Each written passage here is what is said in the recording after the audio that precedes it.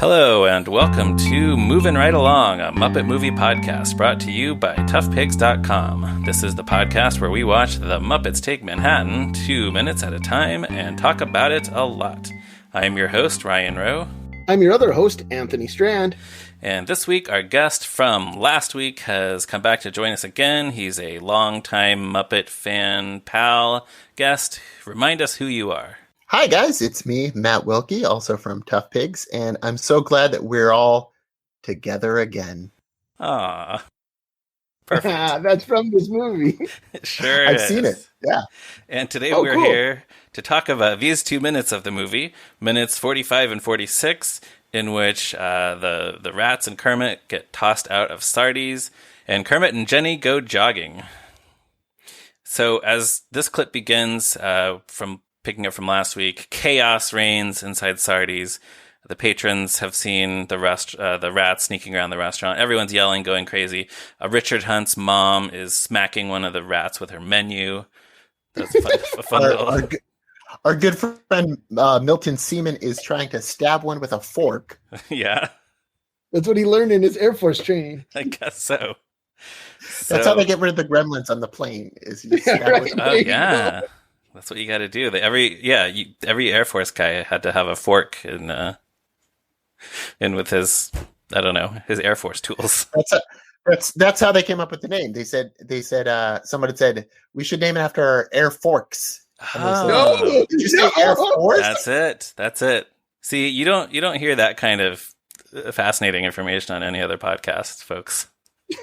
That's so good. I'm so glad you're here, Matt. I'm so glad. Kermit is just looking on helplessly. We see Vincent Sardi, just kind of junior, just looking kind of bewildered. Then there's a shot of all 5 rats just scampering out of the dining room. We see their whole bodies, and their little legs are moving very quickly. I don't know how they did this. You go ahead. Well, it feels like it must be some kind of radio control, right?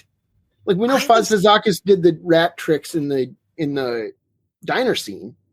This feels like it could be part of that. Yeah, but then are the puppets like actually running on their own? Like they just put them down and they ran away? All 5 of them?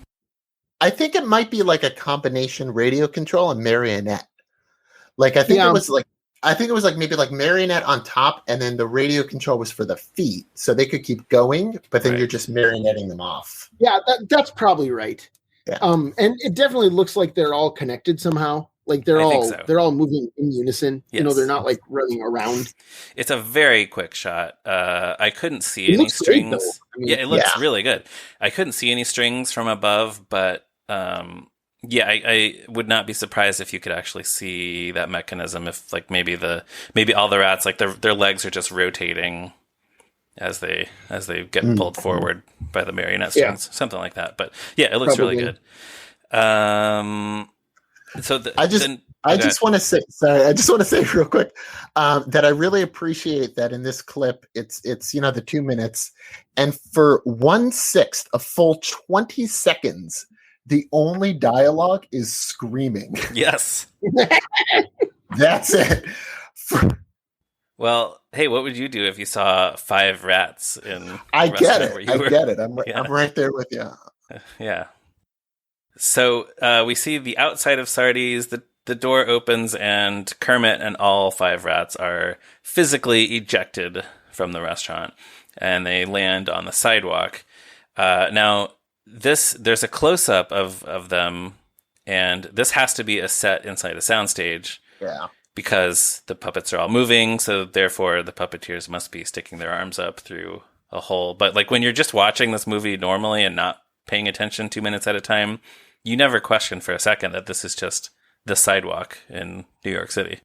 Right. Well, I mean, we get that establishing shot of the restaurant, which helps in a couple of ways. It helps because it establishes the location again, but also, like, I think it's really funny that we see the silence of the front of the restaurant, like cut from the screaming to it's completely silent outside before they get thrown out, which is really fun. Yeah, screaming, then pause for silence, and then these characters all get thrown out. Yeah, it's great timing.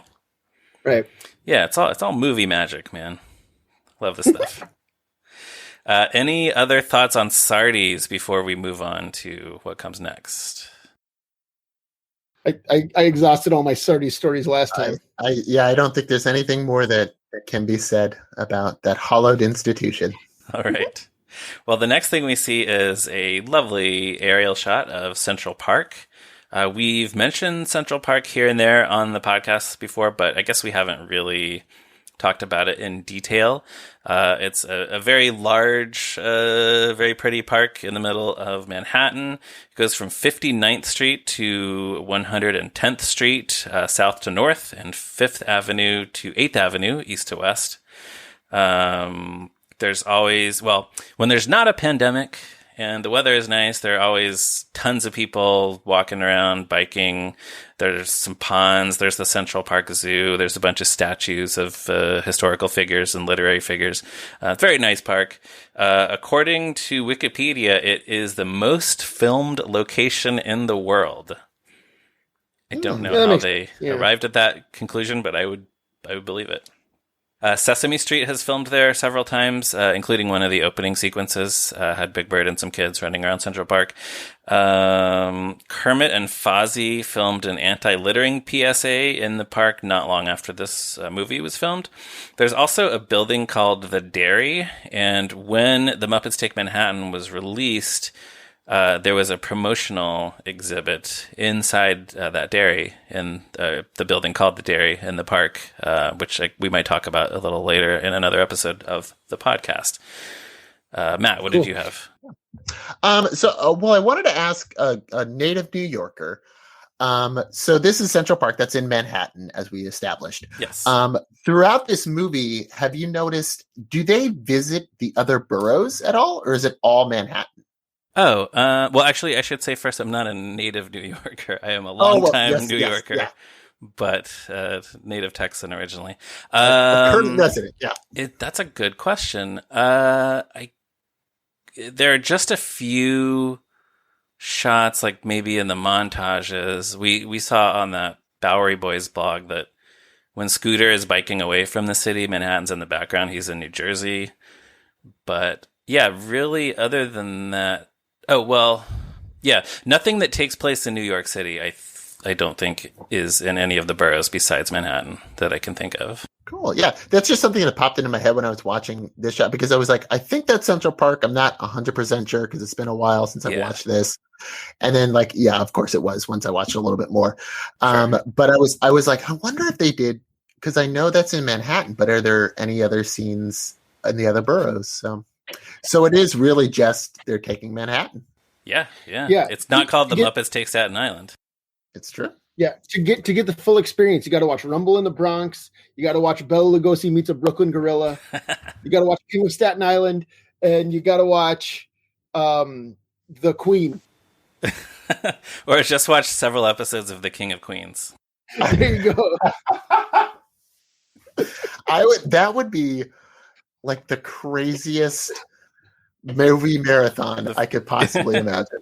Yeah, that would be fun, actually. And then you wrap it up with the Gotti movie with John Travolta, where he talks about the 5 boroughs. Sure. Yeah. So I was gonna say about Central Park. Also, as a person who's been to New York City twice, both times to visit you, Ryan. Yes. We went to Central Park together. We did.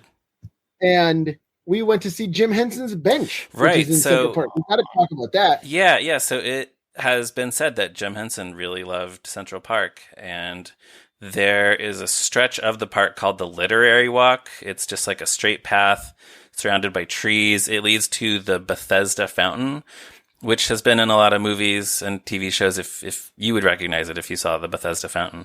And the Literary Walk is full of these benches that have been dedicated in honor of various people, in memory of various people.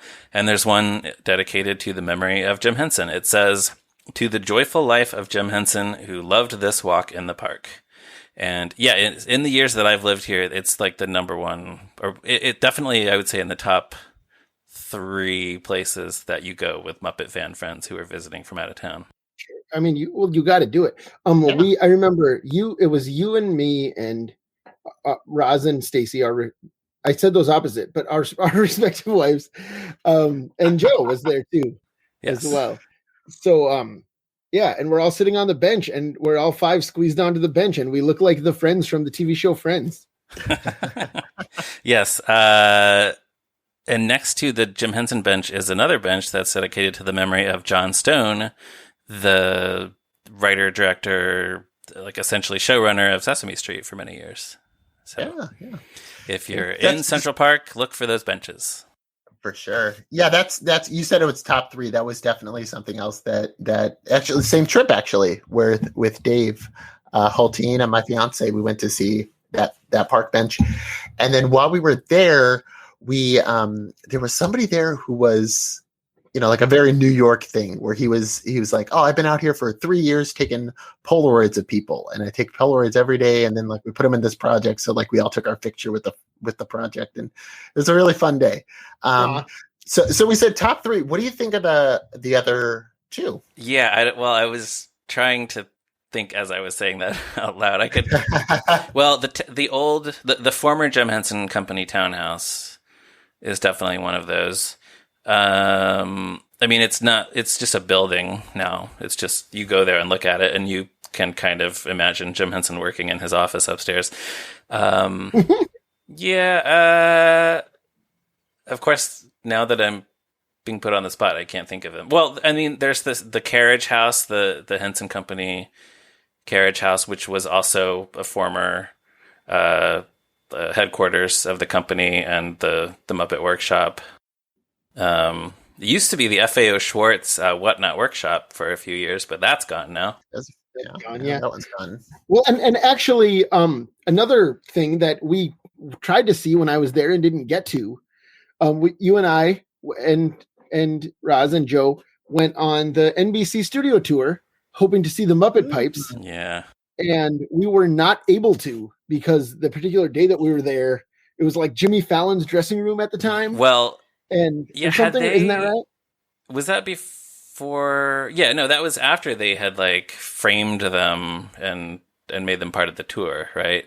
Yes, it was. Yeah, it used to just be in a dressing room, and I for people who might not know, it was like in 1960 something. The Muppets were on. Was it the Jack Parr show?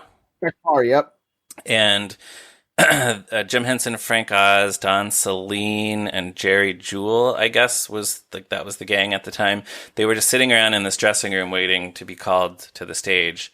And they opened this closet and found all these pipes, and they had some of their supplies with them, and they went to the workshop to get more supplies, and they ended up just like painting all of these pipes to look like creatures, basically.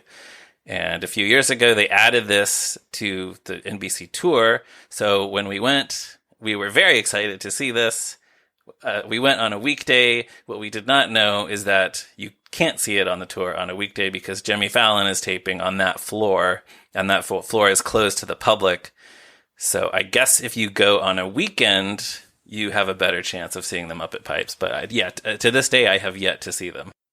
Yeah, that was so disappointing. Yeah, I'll bet. We even we asked our tour guide, like, look, we're really big Muppet fans. Maybe you could just the 4 of us, or whoever it was, maybe just this once, let us get up there. I'm sure Jimmy Fallon would understand. And she was very sweet about it, but she was like, "No, you can't do that." Not to make you guys too jealous, I did get to see them. I did get to go on the tour on the right day at the right time. And it was really cool because it's a very small section. So even within your tour group, they're just like, okay, pair up, like whoever you're here with, your small group. We're just going to do kind of like a really quick 360 walk in and out, and everybody can get to see it. They said you could take pictures, but they have like a plexiglass on it. So They always come out kind of crappy because of the flash. Yeah, you might just get a picture of a glare. Yeah, but again, not to make you too jealous, it was really cool to see. I bet. Sure, yeah. Yeah, I should have gone back. I mean, that's been years since we did that. I should have gone back in that time to take the tour again on a weekend. that was 2013. Yeah, what am I waiting for? It's my own fault that I haven't seen them. Yeah, you can go anytime. Not now. No, Hold on, not no. now. Yeah, don't go now. Don't go now. That's Yeah, when it is safe to do so, I will take you. Anyways, when it is safe to do so, I'll come over there and go see the Muppet Pipes. Good. We'll all go again. Yeah, I love the whole gang. And then they'll be like, "Oh no, sorry, there's a fire alarm going off up there." Seth Meyers is shooting today. Yeah, who knows? Anyway. Yeah, those are. I'm sure I could think of other people will be commenting on Facebook. I'm sure there are many other essential Muppet sites in New York that I'm not thinking of. We've written about them on Tough Pigs before. They're out there. Yeah, I remember when we did like that big. We had like the Muppet Road Trip series, which is really fun. Where we started out in New York, and then of course I bring this up just because it's something that everybody will scream at us. There is, of course, the Museum of the Moving Image. Yes, if you go out to the other boroughs, yes, the Museum of the Moving Image in Queens.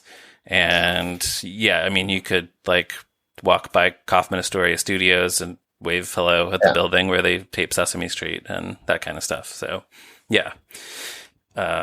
Anyway, back to this movie. The next thing we see is, we see Jenny sitting near this pond in the park. I actually, in the wide shot here, I didn't notice Kermit at first because he is so small and also the same color as the grass. But Kermit is sitting there with Jenny. They're sad. Jenny asks Kermit about the third part of his plan. Now, he had a 3-part plan. We've seen the first 2 parts. And remind us what those parts are, Jay. There. Yeah, the part 1. Well, he said part 1 was if you can't beat him, join him. If you can't beat him, join him. Right. Yes, that was Bafo Lenny, Sacco Lenny. And then I guess part 2 was a whispering campaign. And that's what we just saw end disastrously at Sardi's. So we discussed this in a previous episode. Like, what was part 3 supposed to be? And I had actually forgotten that this line is in here where he says, "I don't think there's going to be one." But that just means we never find out. We have no idea what part 3 was supposed to be. Right. He's so sad and dejected that he abandons his 3-part plan. Yeah. In the middle of it. And we never, to this day, we don't know. Right. We can't even ask Kermit now. He doesn't even remember. You think he's repressed it? You think Matt Vogel cares about that, Ryan? I bet Matt Vogel could. You know what? Yeah, I bet he could come up with that. He does. I do think Matt Vogel has an answer for that. That's what I'm saying. I think he could improvise something. Has an answer, then that Jim would have had one. Yeah. I think that's probably right. Yeah, that's a great thing about like this next generation having grown up watching these things and obsessing just like we do. Matt Vogel has an answer for this. I guarantee it. Yeah. Yeah, that's probably right. Yeah, we should ask him. He's a Muppet nerd. Yeah, and so then Kermit says, "I feel like I'm being a phony and I can't take it anymore." We had some discussion on the Tough Pigs Facebook page and the forum about like exactly how do these plans that Kermit is trying to do, how are they affecting him, pretending to be these show business big shots? This line that he says, I guess I read that as like he realizes that he's not really cracked up to be one of these show business big shots. Like he doesn't belong in that world. I don't know. What do you think? I think that feels good. Is it more about I don't like what I'm doing, or is it more like this isn't for me? I think it's more about this isn't who I am. Yeah. I think this movie, I really thought about this today, and it's a lot about who am I? Where do I fit in this world? And am I kind of like stretching myself too far? And I think that really ties into like later the amnesia scene for sure. Like all those scenes. Yeah, that's a good point. Yeah. So Kermit here is like really trying to remember who he is at his core, what he wants to do. I think that mirrors a little bit Jim's struggles too, where he's like, am I an artist or am I a producer? Like, do I want to be in the movies or do I want to make the movies? And am I the Muppet guy or can I go off and make the Dark Crystal? Yeah, exactly. Yeah. So yeah. And then for him to like completely lose his memory and have to get it back. And it's like, he literally has to remember who he is. And this is like kind of planting the seeds of that. And I think that also kind of ties into like, we talk about Frank Oz as a director and like maybe what his through line is. And at this point, he must be really struggling with that identity too. Like we also, remember the conversation he has about buying a can of beans. Like, I always think about that when I think of Frank Oz. Which buying a can of beans. He has mentioned so many times. Yeah. And he just did again. Did you guys hear that Mike? On the I haven't listened to it yet, but he mentioned talks about buying a can of beans in that. Yeah. And so usually funny. The context is I play these famous characters, and yet I can go anonymously to a store and buy a can of beans. Yeah. And like we look at the last scene, that's Kermit. Like he kind of wants to be famous with his musical. Right. And he's putting him persona onto himself that he's like performing when he's out in public. But in private life, he's really struggling with this about how do I get myself known to the degree that I need to be known to make my dreams happen. Right. And he's trying to do it the way that he thinks he's supposed to make it in show business, but it's exhausting for him. Right. Which is what, when Jim and Frank started doing puppetry on television, like that, they had to reimagine that too. That's interesting. We're getting deep here, guys. I like it. Well, Jenny sympathetically puts her arm around Kermit. He kind of leans in on her. But then a few feet away from them, we see that there is a bush who is very unhappy about this. Because behind that bush is Miss Piggy.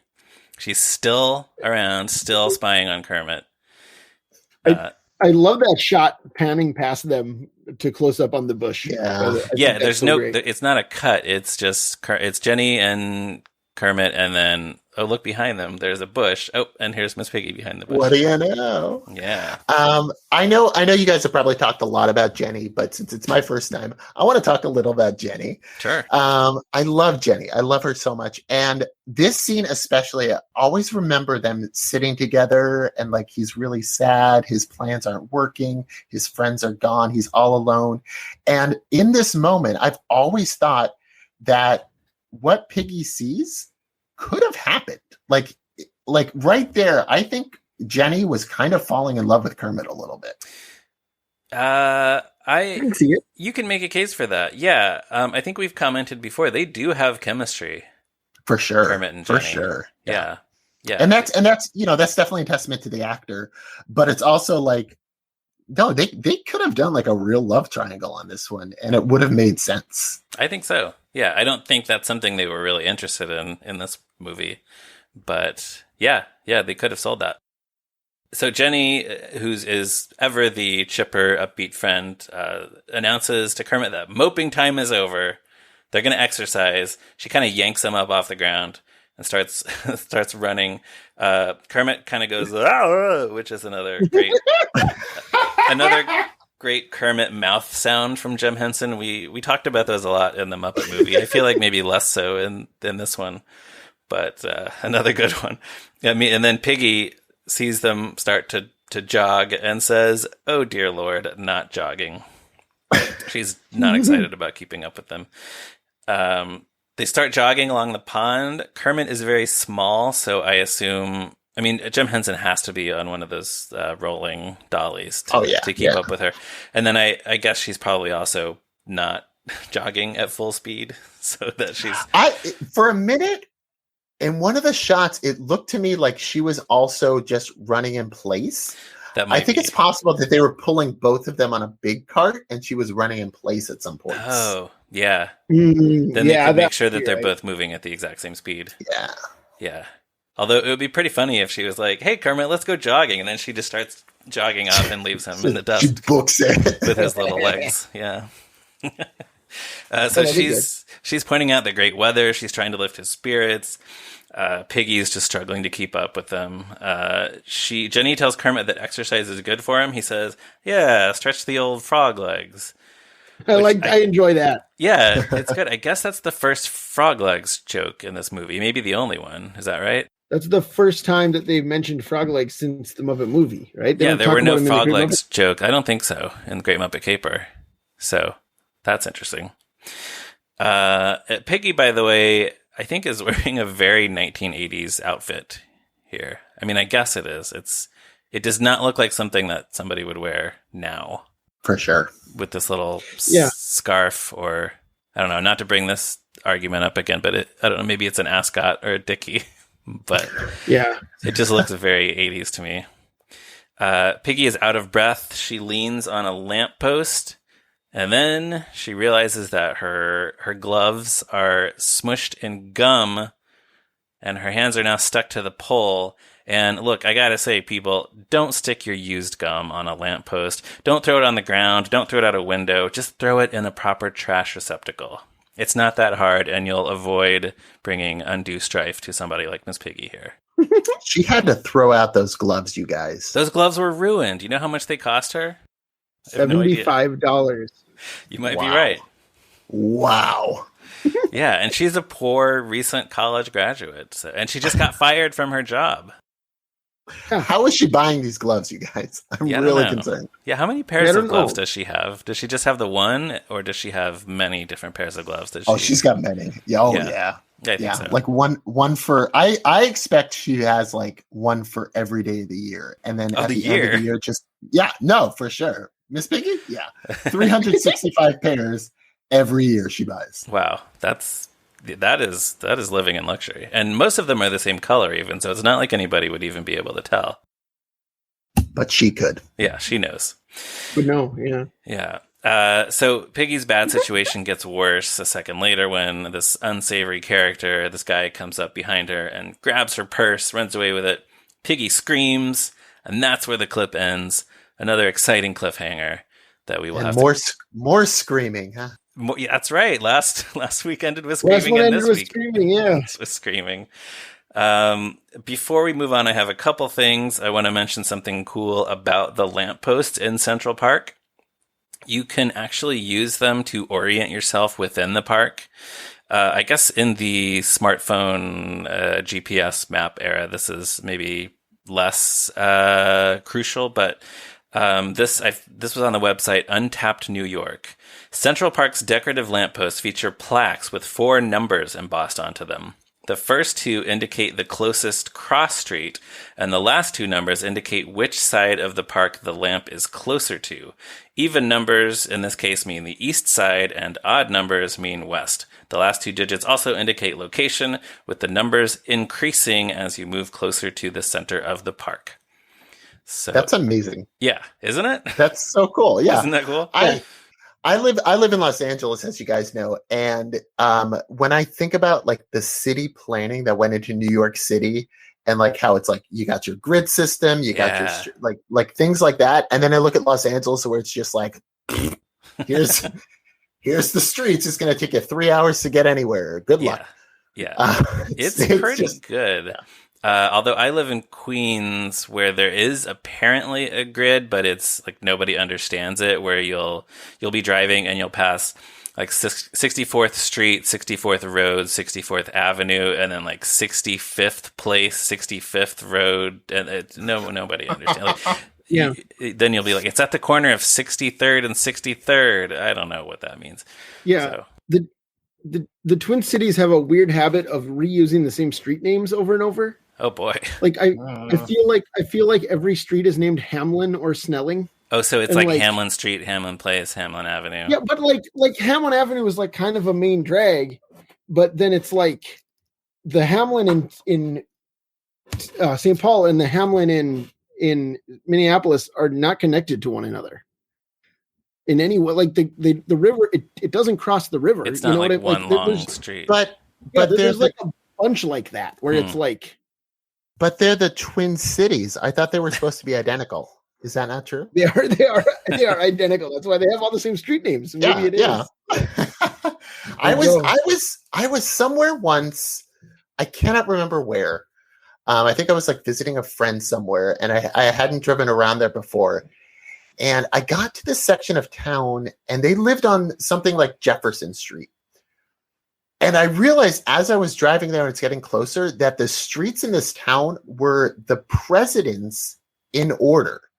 Oh, sure. Yeah. Jefferson City, Missouri has that. Oh, okay. Yeah. So when I got like turned around, I had to sit there in the car for a second and think about, okay, Washington, Adams, and go backwards to be like, okay, so I'm 3 streets away. All right, I'm good. How far up did it go? What was the most recent president? I don't know. And then you wonder, are they going to have to change the names of streets to keep up? The city keeps expanding. Right. I know in Jeff City it goes up to Grant. Oh, that's nothing. Yeah, that's not very far. Yeah. Yeah. Who was and after? Obviously, like there's only one Adams, Okay. Good enough for both of them. Yeah. Does anybody know who came after Grant? Like, what would be the next street if they? Rutherford B. Hayes. Very good. I had no idea. I was hoping somebody would. So anyway, if you ever get lost in Central Park, that's a good way to find your way around. The other thing I have, in the March 7th, 1983 draft of the screenplay, there was a cameo appearance here that did not make the final cut. When Miss Piggy first stops to catch her breath, a Rolls Royce pulls up behind her. The driver opens the door, and a tall, handsome man gets out and approaches Piggy. And there's a little conversation. She never turns around during this exchange. He says, "Excuse me, I couldn't help noticing you. I've never seen anyone like you." She says, "Look, Buster, take a hike." And he says, "But I find you so attractive, so lovely." She says, "Look, I've been hit on 4 times already today. I'm not even going to turn around. I just want you gone." He asks her to dinner, and she threatens to call a cop. So he backs away, gets back in the Rolls Royce, and drives away, looking at Piggy with sad, longing eyes. And then she just says, "These creeps." So, I mean, on the one hand, like, good for Piggy. It'd be like it'd be like, good for her, whatever. But also, like, there's nothing funny about that. No, not really. It totally kills the momentum of the scene with the jogging and the mugger. For sure. Yeah. For sure. Did I miss? Did you say who it was supposed to be, or was that one of those like we'll fill it in later? Yeah, it just says cameo. It just says a tall, handsome man. So, who were some tall, handsome men in 1984 or 83? At first, when you were saying it, I thought it was going to be Charles Grodin. To be honest with you. Oh, that would be fun. Yeah. I mean, I feel like the ideal is like Robert Redford, right? Yeah. Or like Richard Gere, maybe. Yeah. What was Richard Gere? Yeah, I guess. Officer and a Gentleman would have been right before this. Yeah, right. American Gigolo would have been before this. So that's around the time for him. Yeah. Yeah, those would have worked. But yeah, I think it's better left out of the movie. So, any final thoughts from you guys about these minutes? Matt, I will start with you. Sure. Nothing specific, but if we're just kind of talking Muppets Take Manhattan in general, I thought of something while I was watching this today. So I was kind of on some other episodes, you guys kind of talked about how this one feels almost like a Cliff Notes version of the first 2 Muppet movies, where it's like everything moves faster. And I thought that was really interesting. So I just kind of wanted to talk about that for a second, because I think that's a really cool idea. And it reminded me of like when you're an artist, or when you're a kid and you're an artist and you're trying to like learn how to draw, let's say Spider-Man. So you're drawing Spider-Man and you draw him all the time. And then like something kind of warps a little bit in kids, where they draw like less and less details because they know what's in their head, and putting it onto a page kind of gets a little bit harder because they can't do it exactly like they want to. It gets a little more abstract. Yeah. And I thought that this movie kind of plays into that too. Like it does feel like, we've already established what Muppets are in our last movie. And even though this isn't a direct sequel, it's almost like it's playing off of being a sequel without being a sequel.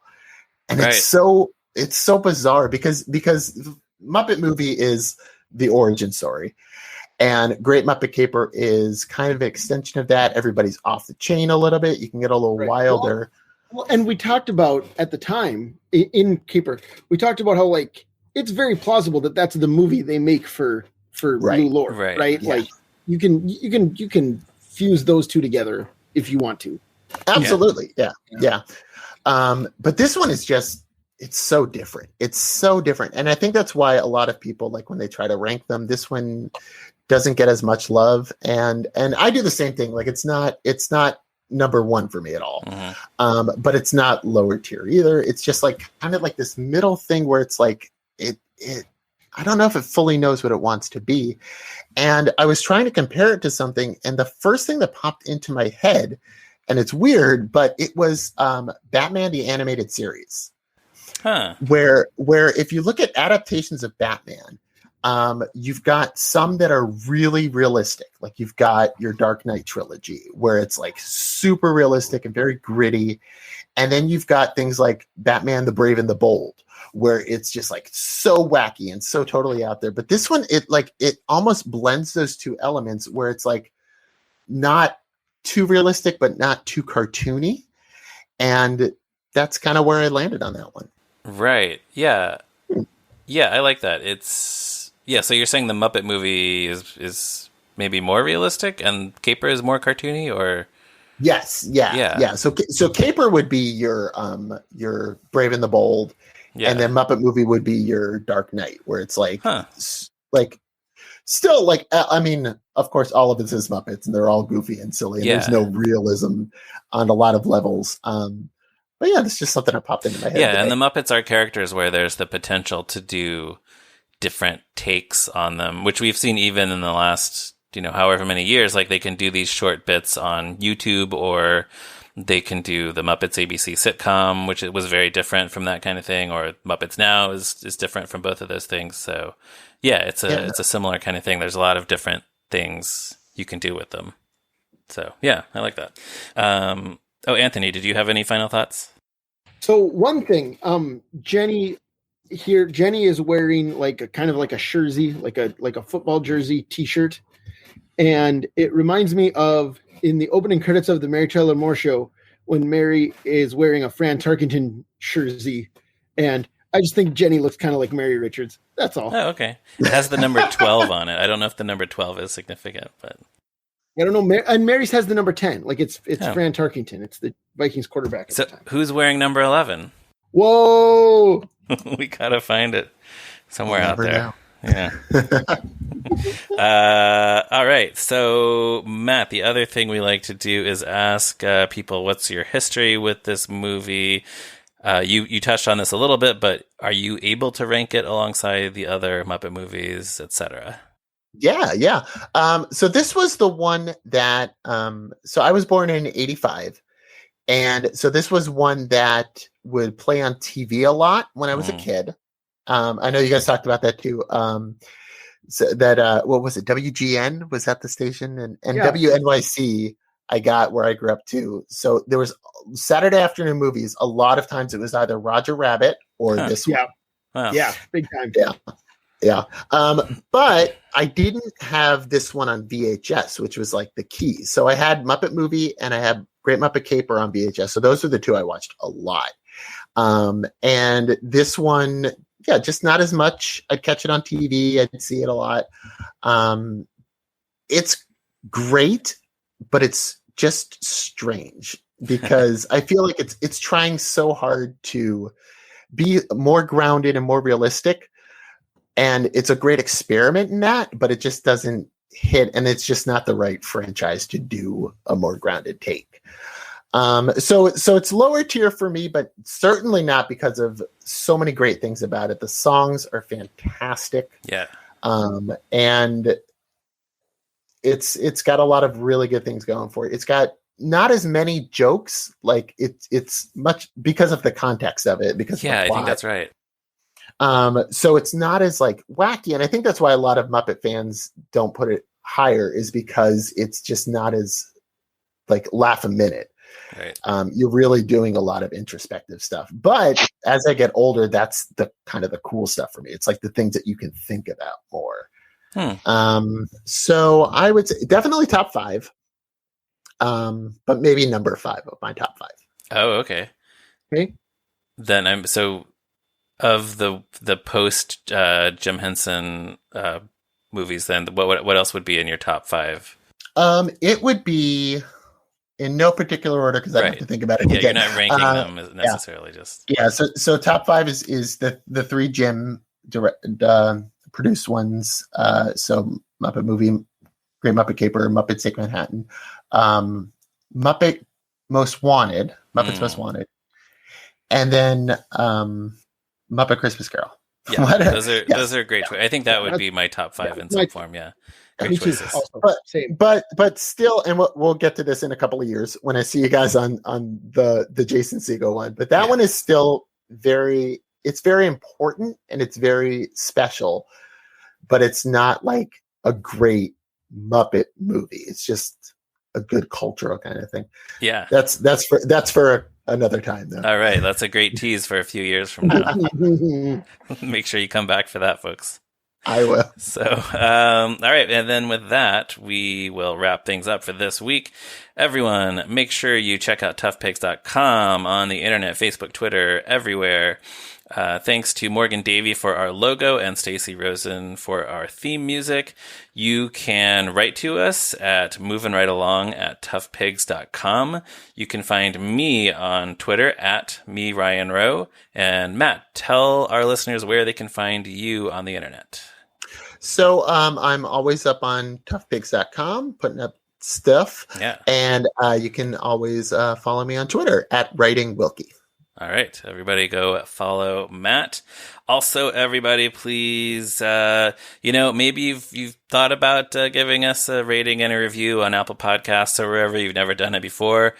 Go do it right now. I'm telling you to do it right now. Listen to the sound of my voice and go do it. Give us 5 stars. Give us a great review. And tell everyone you know about this podcast.